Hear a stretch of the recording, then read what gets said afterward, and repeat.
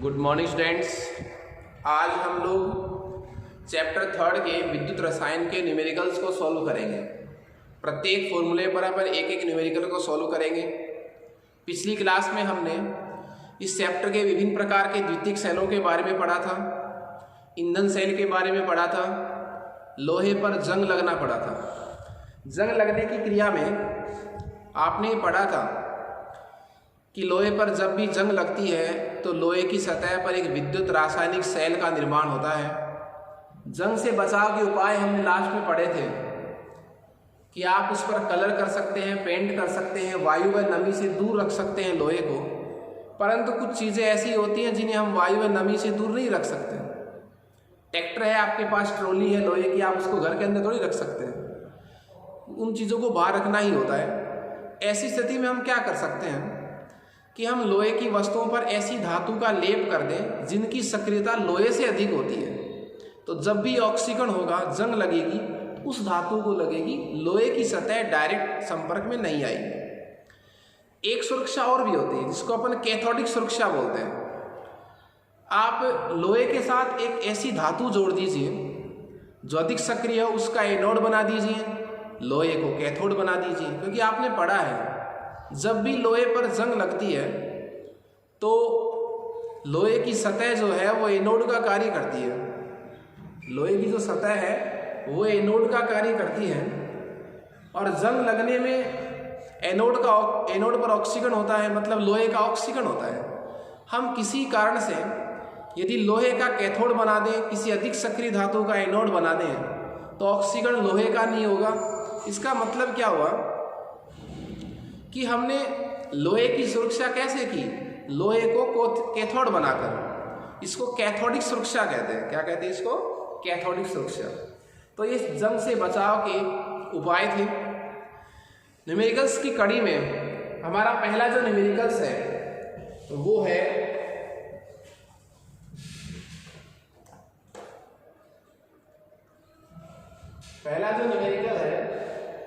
वो हमारा है,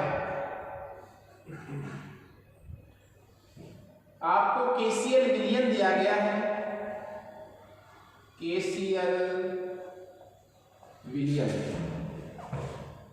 की सांद्रता C बराबर, सांद्रता दी अब आपके पास 0.001 m मोल प्रति लीटर। इसका जो प्रतिरोध है, इस विलयन का जो प्रतिरोध है वो आया हमारे पास 1500 ओम। आर की जो वैल्यू है वो हमारे पास है 1500 ओम। सवाल में आपसे सेल स्थिरांक की वैल्यू पूछी है। इस विलयन की विशिष्ट चालकता का मान भी आपको दे रखा है और वो है 0.146 इंटू 10⁻³ सीमेन सेंटीमीटर इनवर्स।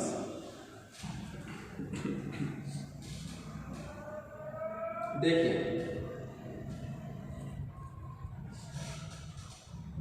सवाल में हमें KCl विलयन की सांद्रता दे रखी है,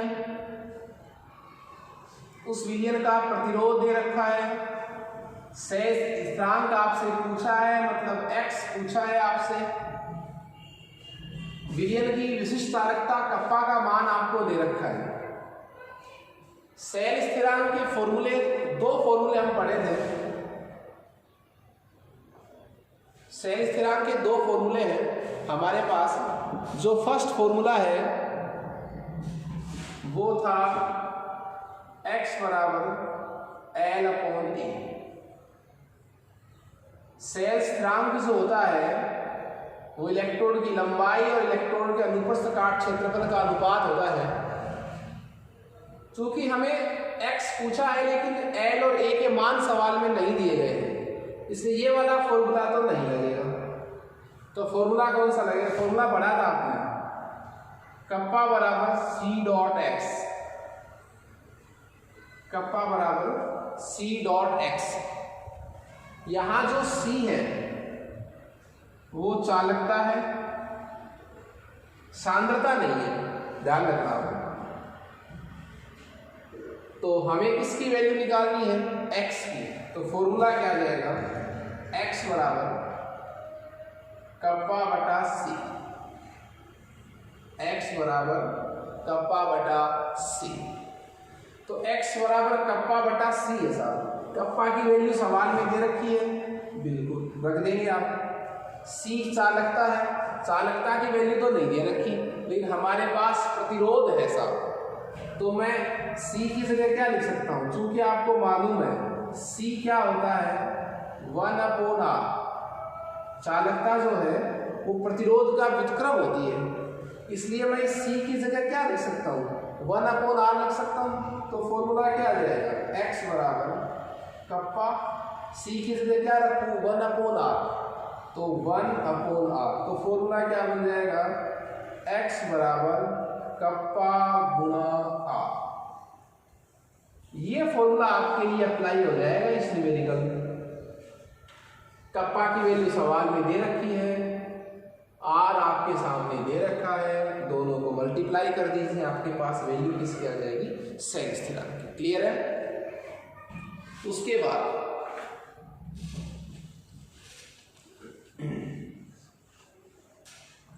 दूसरे न्यूमेरिकल की बात करते हैं। देखिए न्यूमेरिकल में आपको मैं यही बताऊंगा सवाल में क्या दे रखा था और आपसे क्या पूछा गया था।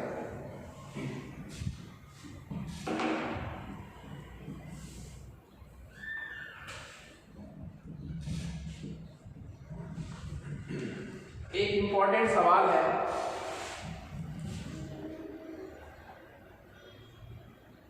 कि CH3COONA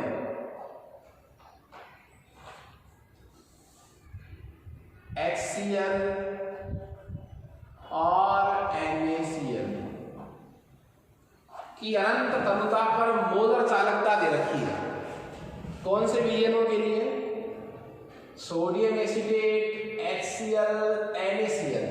इन विलयनों के लिए, तीनों विलयनों की हमें क्या दे रखी है, सीमांत मोलर चालकता दे रखी है। अनंत तनुता पर मोलर चालकता का दूसरा नाम क्या है, सीमांत मोलर चालकता।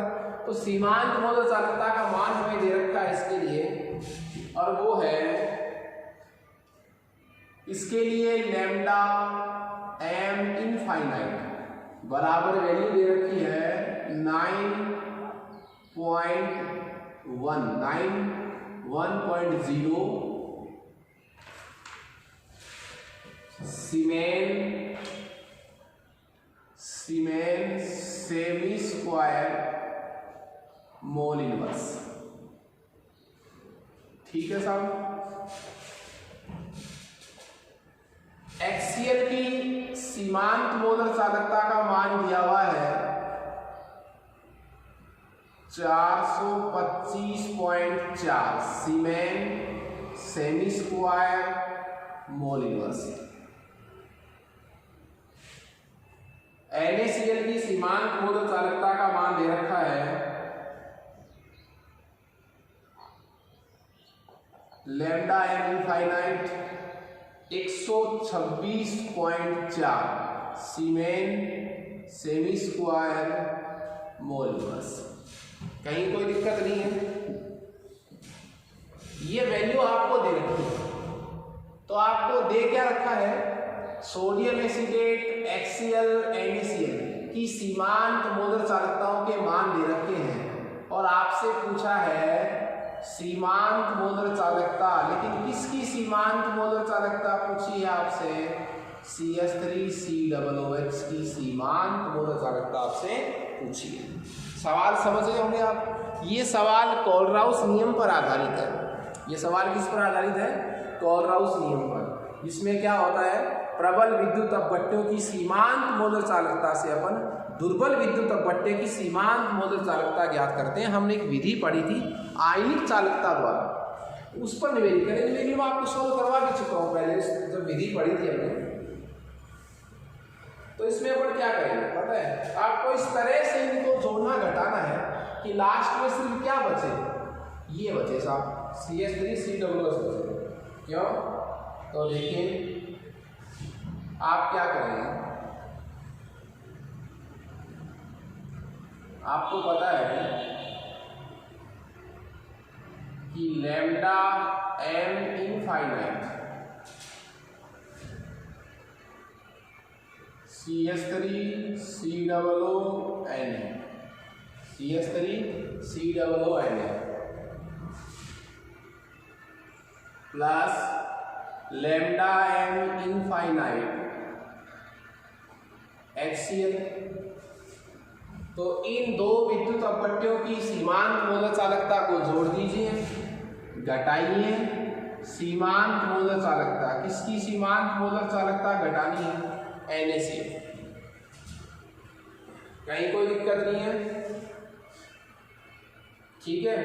अब बात यह है कि हमने इनको जोड़कर क्यों घटाया, क्योंकि आपको मालूम है इन दो को जोड़कर घटाने से सिर्फ क्या बचेगा, ये बचेगा। चेक कर लीजिए, lambda m infinite CH3COO minus टुकड़े कर दिए plus lambda m infinite Na plus lambda m infinite H plus lambda m infinite Cl minus.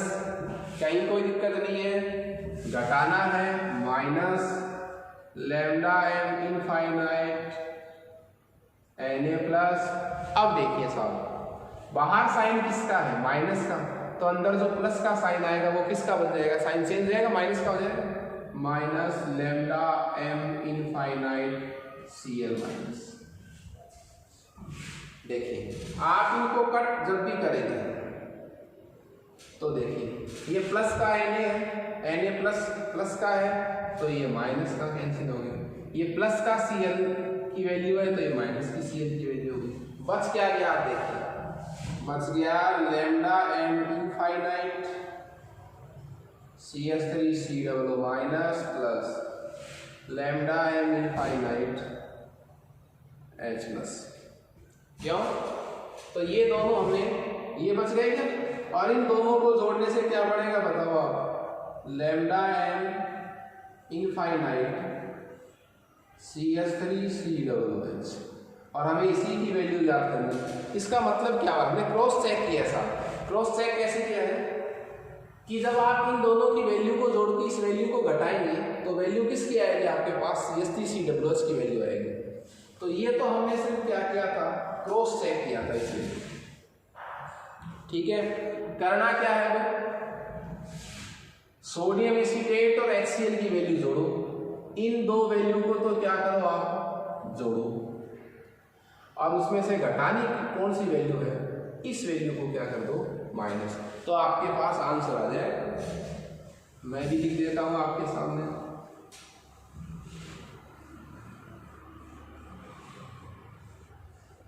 देखिए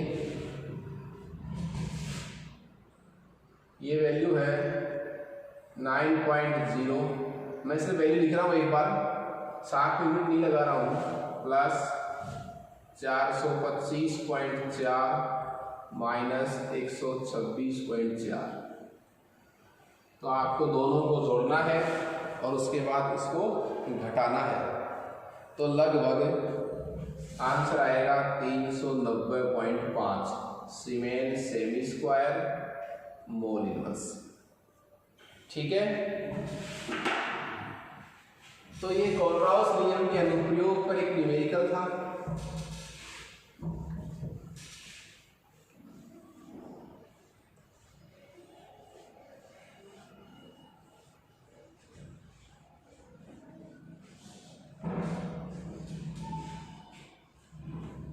तीसरा सवाल हमारा है,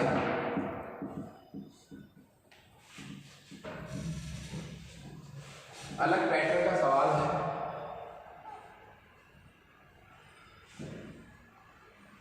कि आपने कॉपर सल्फेट विलयन का विद्युत अपघटन किया।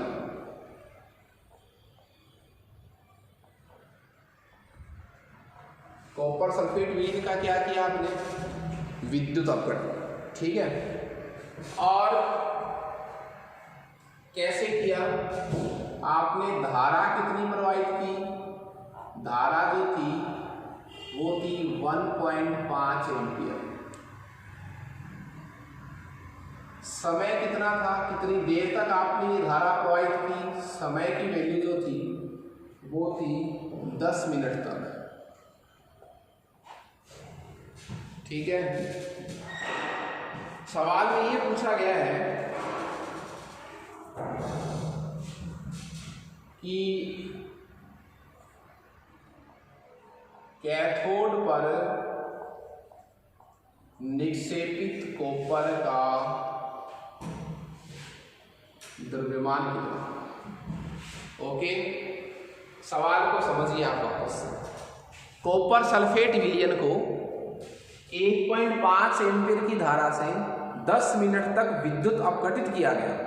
तो वो कह रहा है कि कैथोड पर कितना कॉपर जमा हुआ है। ऐसे सवालों में आपको करना क्या है? आपको यदि धारा दे रखी है तो आपको आवेश निकालना है, क्योंकि पदार्थ की मात्रा जो निक्षेपित हुई है वो आवेश से अधिक संबंधित है। तो आप ऐसे सवालों में क्या करेंगे? आवेश दे रखा तो बहुत अच्छी बात है, अदरवाइज धारा दे रखी है तो आप उसको किस में कन्वर्ट करें? आवेश में। ये नया पैटर्न है सवाल का, बोर्ड में भी सवाल आया हुआ है, थोड़ा ध्यान से सुनेंगे। तो पहले आप ये कहें कि मैंने जब 1.5 एम्पीयर की धारा, 1.5 एम्पीयर की जो धारा है वो 10 मिनट तक मैंने प्रवाहित की है, तो एक्चुअली आवेश कितना प्रवाहित किया है? तो देखिए, बात करूं आवेश की, प्रवाहित आवेश, प्रवाहित आवेश Q बराबर IT। Q बराबर क्या होता है? IT से तो जानते हैं आप, आवेश जो है वो धारा गुना क्या होता है? समय। तो I का वैल्यू कितना दे रखा है? 1.5 एम्पियर, 1.5 एम्पियर। और एम्पियर की मैं यदि बात करूं तो क्या हो जाता है? आवेश प्रवाह की दर, आवेश का मात्रक कूलाम, दर का मात्रक समय। तो जो एम्पियर होता है, जो क्या होता है? एम्पियर, वो एक्चुअली होता क्या है? कूलाम बटा सेकेंड। तो 1.5 कूलाम पर सेकेंड गुणा टी की वैल्यू कितनी दे रखी है? 10 मिनट। 10 मिनट को चेंज कर लीजिए आप सेकंड में, तो 60 से गुणा कर दीजिए, 600 सेकंड। अब इसको आप सेकंड से सेकंड इनवर्स कट जाएगा, तो ये आप गुणा जब भी करेंगे तो आ जाएगा 900 कूलाम आवेश। तो मैं ये कह सकता हूं कि आपने जब 1.5 एम्पीयर की धारा 10 मिनट तक प्रवाहित की है तो एक्चुअली आपने कितना आवेश प्रवाहित किया है? 900 कूलाम। क्लियर है? तो धारा से आवेश निकाल लिया। अब आवेश आ गया, अब उस यौगिक की तरफ चले जिसका आपने विद्युत अपघटन किया है।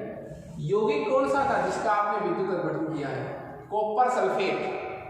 पूछ क्या रहा है? कैथोड पर निक्षेपित किसका द्रव्यमान? कॉपर का द्रव्यमान। तो देखिए, कॉपर सल्फेट में कॉपर की ऑक्सीजन अवस्था कितनी है? +2। कॉपर सल्फेट में आप कॉपर की ऑक्सीजन अवस्था निकालिए, ये तरीका आपको निकालना पड़ेगा। मतलब कॉपर किस अवस्था में है? Cu+। निक्षेपण का मतलब क्या होता है? कोई पदार्थ तभी निक्षेपित होता है जब उस पर बड़ा आवेश कितना हो जाता है? 0। क्लियर है? रिवाइज कर रहा हूं मैं।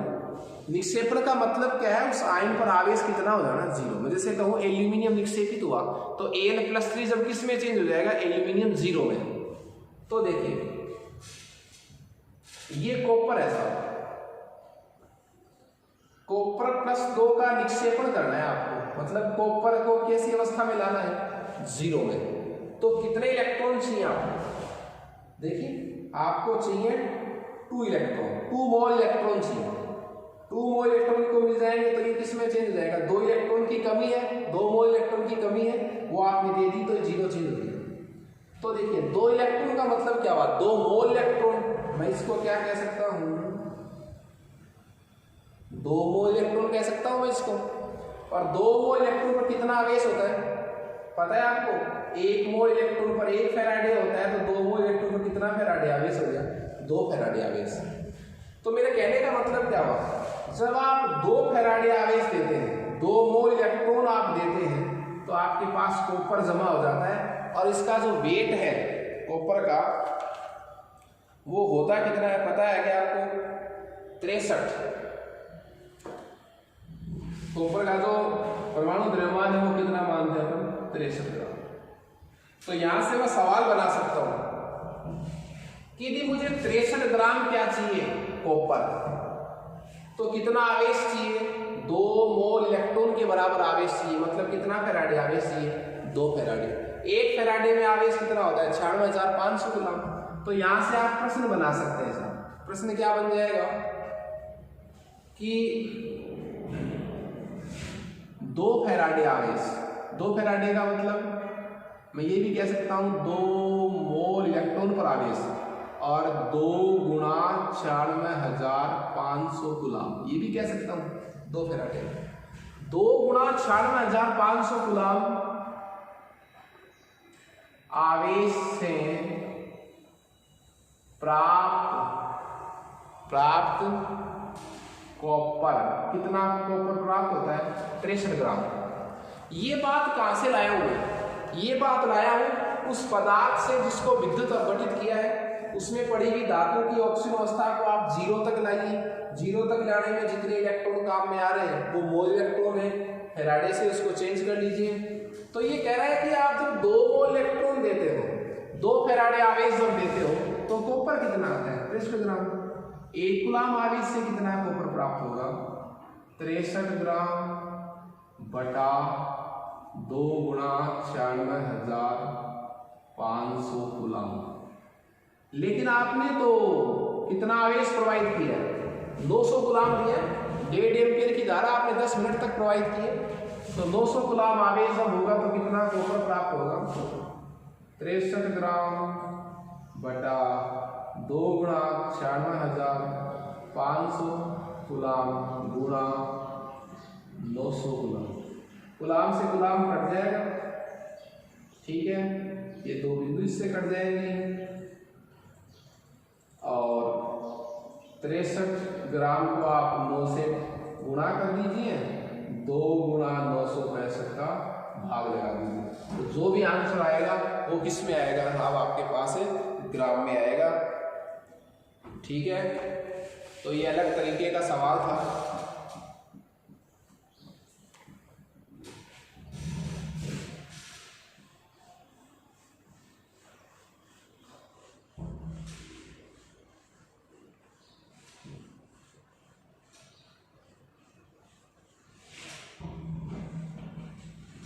देखिए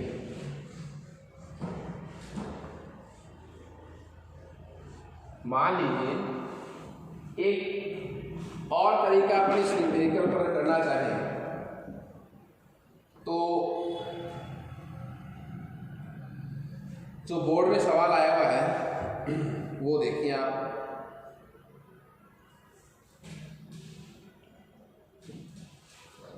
बड़ा सवाल है, ध्यान से सुनिएगा।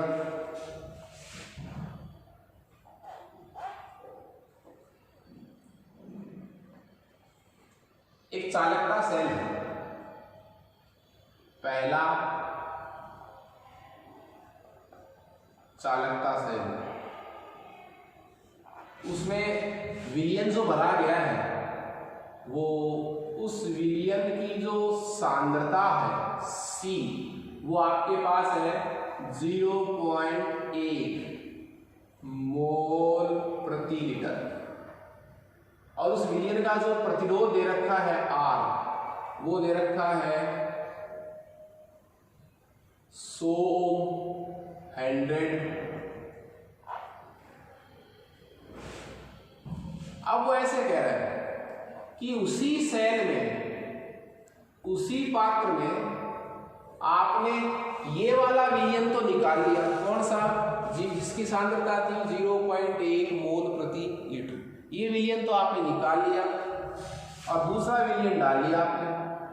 उस विलयन की सांद्रता कितनी है, उस विलयन की सांद्रता C कितनी है, वो है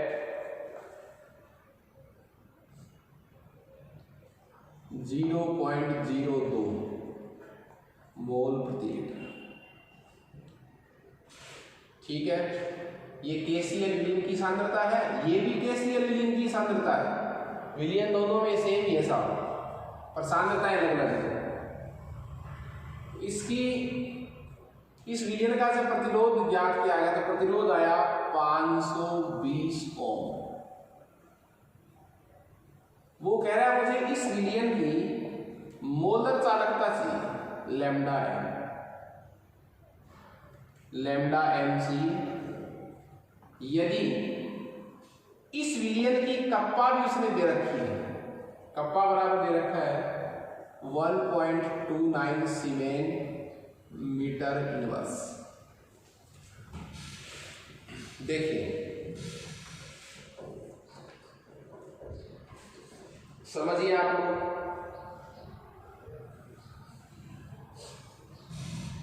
इस सवाल में दो कंडीशन दे रखी है।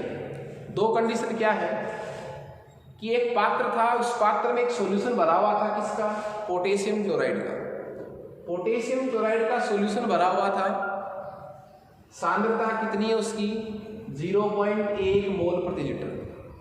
उस विलयन का जिसकी सांद्रता कितनी है 0.1 मोल प्रति लीटर, उसका प्रतिरोध कितना है 100 ओम। उस KCl विलयन की जिसकी सांद्रता कितनी है 0.1 मोल प्रति लीटर, उसकी विशिष्ट चालकता की वैल्यू है 1.29। ये तीन बातें तो दे रखी हमें उस विलयन के लिए जिसकी सांद्रता कितनी है 0.1 मोल प्रति लीटर। लेकिन हमने क्या किया, उस 0.1 मोल प्रति लीटर सांद्रता वाले विलयन को तो वहां से हटा लिया और सांद्रता कौन से विलयन की रख दी, दूसरा सॉल्यूशन डाल दिया उसी में। विलयन वही है, वही KCl का विलयन है, लेकिन इस बार उस KCl विलयन की सांद्रता क्या है, अलग है, और सांद्रता कितनी है 0.02 मोल प्रति लीटर। उसका प्रतिरोध कितना है 520 ओम। सवाल में क्या पूछना चाह रहा है कि मुझे इस विलयन की मोलर चालकता बताओ। कौन सी विलयन की मोलर चालकता पूछ रहा है आपसे, सेकंड वाले सॉल्यूशन की। ठीक है, तो अब देखिए, जब भी हमें मोलर चालकता पूछी जाती है, मोलर चालकता का फॉर्मूला आपको ध्यान है, कप्पा गुणा 1000, मैंने फॉर्मूला बता रखा, बटा C यहाँ पर क्या है, सांद्रता किसकी, जिसकी मोलर चालकता ज्ञात कर रहे हैं, तो ये आपके पास फॉर्मूला है साहब, कप्पा गुणा 1000 बटा C। अब देखिए, कप्पा किसकी, इस विलयन की, हमारे पास है ही नहीं, सांद्रता तो है हमारे पास ये नहीं, पर क्या नहीं है, कप्पा नहीं है। कप्पा के लिए क्या चाहिए, अब देखो कप्पा के लिए क्या चाहिए, C.X, कप्पा बराबर C.X, इस विलयन की कप्पा चाहिए। अब कप्पा के लिए क्या चाहिए, C क्या है, चालकता है, C चालकता है, तो चालकता हमारे पास है नहीं, हमारे पास तो प्रतिरोध है, तो हम क्या करेंगे X बटा R, कप्पा बराबर X बटा R। ठीक है, अब रही बात ये कि कप्पा कब आएगा, जब हमारे पास R होगा। R तो है हमारे पास 520 ओम, मैं इसी को यूज क्यों कर रहा हूँ, इसको इसलिए यूज कर रहा हूँ क्योंकि मुझे लैम्डा है इस सॉल्यूशन की चाहिए, तो सूत्र लग गया कप्पा गुना 1000 बटा C तो दे रखा है, कप्पा नहीं है, तो कप्पा निकालो। कप्पा का फॉर्मूला क्या होता है, C.X बोलो चाहे X/R बोलो। अब देखो कप्पा निकाल लिए तो R तो हमारे पास है ये रहा, लेकिन क्या नहीं है, X सेल स्थिरांक नहीं। सेल स्थिरांक किसी भी सेल का निश्चित होता है, सेल आपके पास पात्र तो वही था, आपने सॉल्यूशन चेंज किया तो इलेक्ट्रॉन वगैरह वही है, तो आप क्या करेंगे, पहले किसकी वैल्यू चाहिए, X की, और x कहाँ से ले आए आप, पहली वाली कंडीशन से। इसीलिए ये वैल्यू दी है कि आप यहाँ से क्या निकाल सकें, सेल स्थिरांक। तो सेल स्थिरांक का सूत्र क्या हो जाएगा, सेल स्थिरांक का सूत्र हो जाएगा, ये रहा सेल स्थिरांक का सूत्र, कप्पा गुणा आर। अब देखो सेल स्थिरांक हम कहाँ से लाएंगे, इस वाली कंडीशन से। कप्पा दे रखा है क्या, ये रहा कप्पा 1.29, मात्रा को लिख रहा हूँ मैं पूरा। आर कितना दे रखा है 100, तो वैल्यू पूरी हो गई 129, क्यों, और मीटर इनवर्स। ये वैल्यू किसकी आ गई आपके पास, x की। x मतलब सेल स्थिरांक। सेल स्थिरांक की वैल्यू को आप यहाँ रख दीजिए और r की वैल्यू कौन सी रखेंगे, 520। तो हमारे पास किसकी वैल्यू आ जाएगी, कप्पा की वैल्यू आ जाएगी। इस कप्पा की वैल्यू को आप यहाँ रख देना और c की वैल्यू दे रखी है, तो लैम्डा m आ जाएगी। क्लियर है। तो इस तरह हमने विद्युत रसायन वाले चैप्टर को कंप्लीट कर लिया है। इसके कुछ न्यूमेरिकल्स मैंने आपको टाइप बताए, बाकी आपको नोट्स से मिल जाएंगे। कहीं कोई डाउट हो तो आप डाउट के कॉलम में पूछ सकते हैं। ओके, नेक्स्ट क्लास में हम नेक्स्ट चैप्टर स्टार्ट करेंगे। Thank you students.